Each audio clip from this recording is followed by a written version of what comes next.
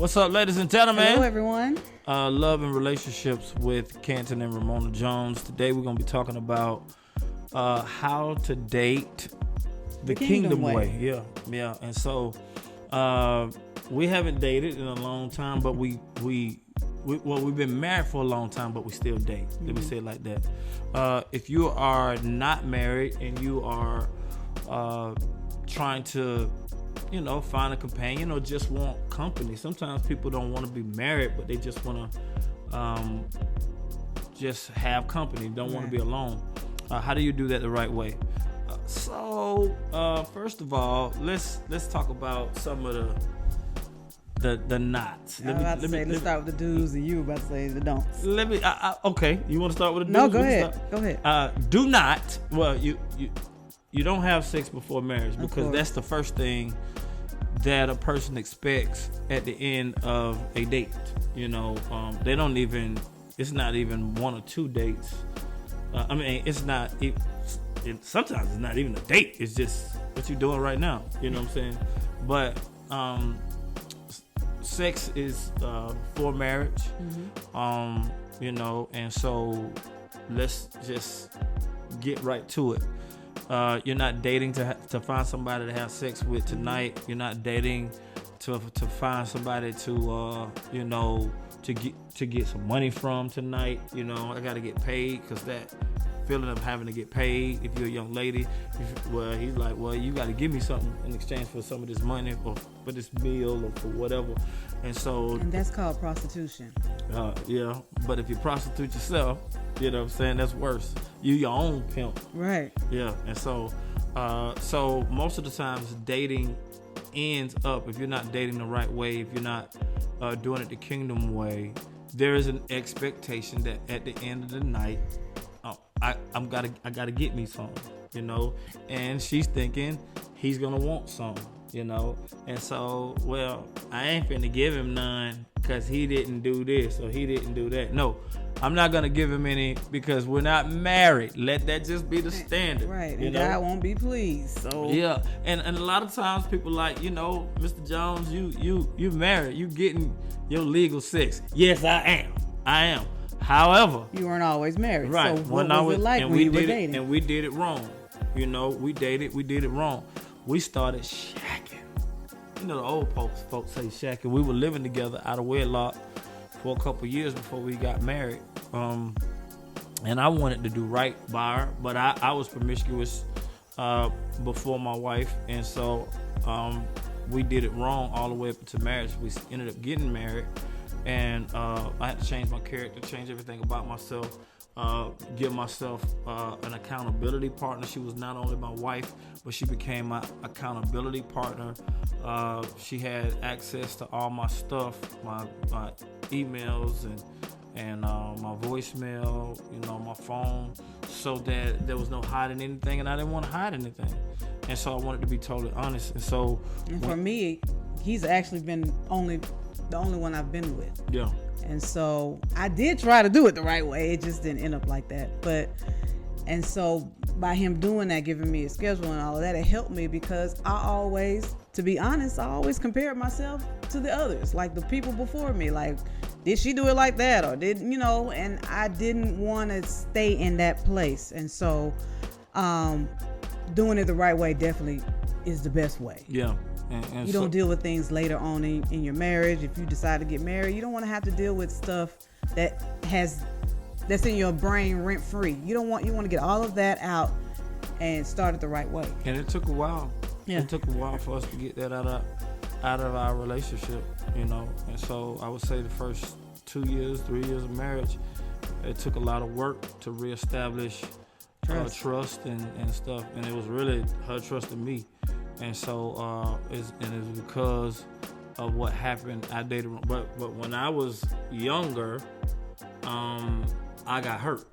So most men who fear rejection, you get hurt and it's embarrassing, then you feel like you're never gonna put yourself in that situation ever again, and nobody's ever gonna do you like that. And that was my promise to myself, that nobody's gonna do me like that.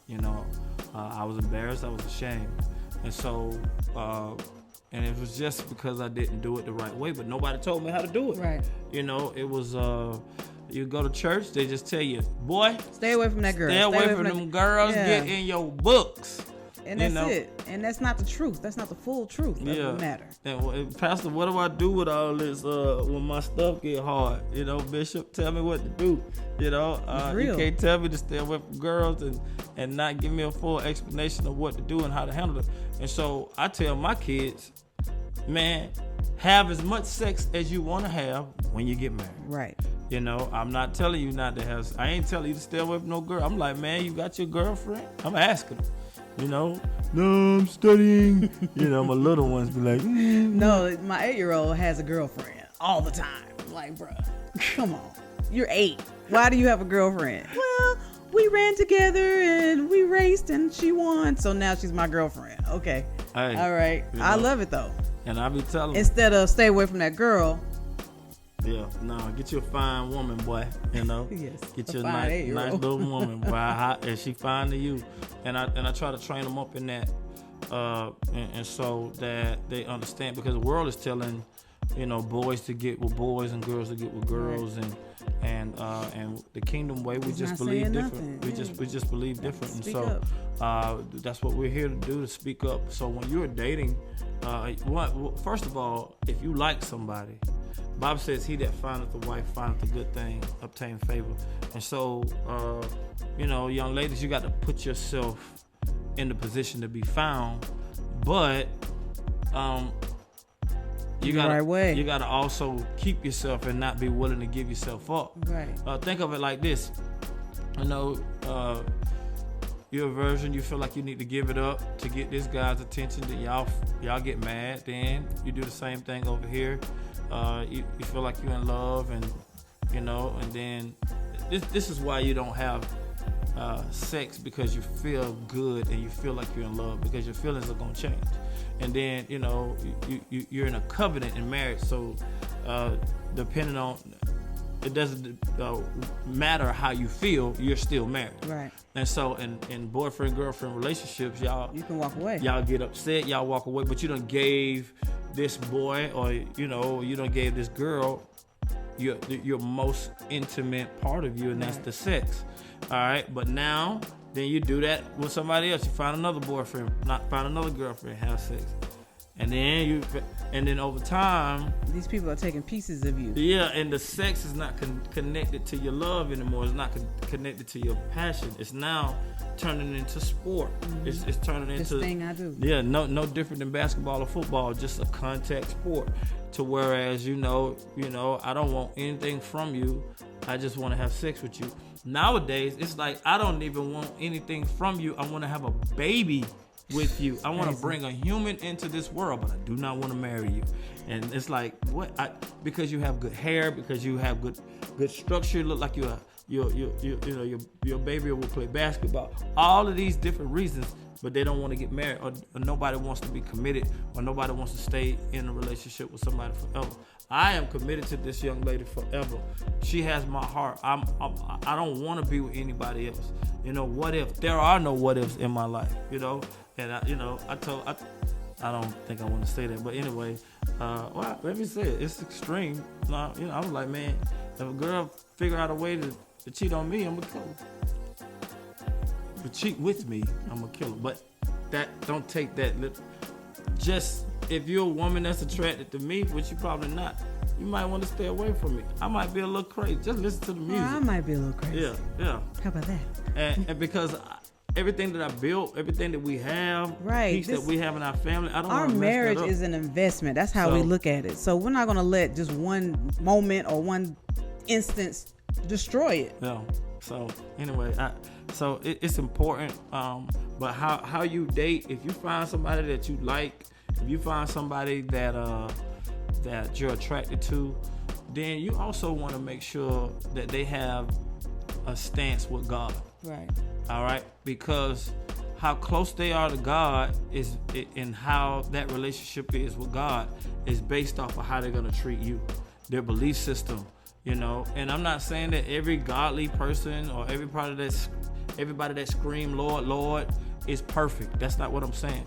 I'm saying based off the percentages, though, that a man of God that's really trying, that's really putting himself in the presence of God, that's praying, that's reading his word, is going to treat you a lot better, young lady, in my opinion. And so that is what you look for. You look for somebody that's chasing after God. Then that's the person that you chase after.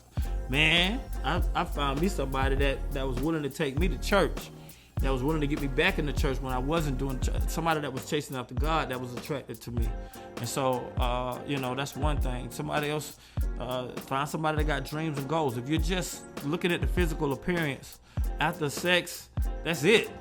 And that's why so many girls hate their baby daddies, because they went for the physical thing, and then after the sex, you had to deal with the person, you had to deal with the character, and you realize there was no character there. Yeah. And so the man's gonna treat you a certain way, you're gonna get cheated on and all that type of stuff, and you got to do it the godly way. And so, I ain't your daddy. I'm just trying to give you just telling us how we did. Unless my kids are watching, I am your daddy. Yeah. But we really want to make sure that you have a healthy relationship. Man, you don't feel like going into the relationship that I can change him, because he's not a robot. That's number one. He's not a robot, and he has his own free will. So you have to make sure that those characteristics and that personality and everything that you want, more than just how he looks and what kind of baby he could possibly create, it has to be past that. It has to be more than that. And so don't feel like, well, I can change him, because if he is talking about demons at day one, then you might want to consider somebody else. Oh, I can change him. He's cute. He talks about Satan a lot, but no, you might want to try somebody else at that point. The Bible says don't be unequally yoked with non-believers. And it's not, well, he's a Christian, he's saved. No, the interpretation, he goes to church. The interpretation of that scripture for me is don't be unequally yoked with somebody that don't believe like you believe. And so this man might believe in Jesus, but he still want to have sex before marriage, and you don't. So that means you guys are unequally yoked. Mm-hmm. He believes in Jesus, but you believe in going to work, and he doesn't. All right, y'all are unequally yoked. All right, he's a believer. He loves Jesus. He cries out on the altar, but also he like to smoke weed a lot.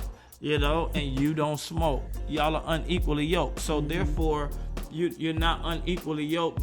And this is not just for boyfriend and girlfriend relationships. This is for friends, period.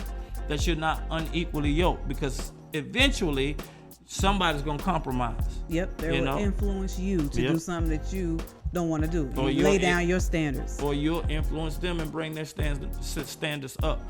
But the relationship is under high stress when you guys are not equally yoked. So find you somebody that's compatible. I suggest that you are attracted to them in some type of way.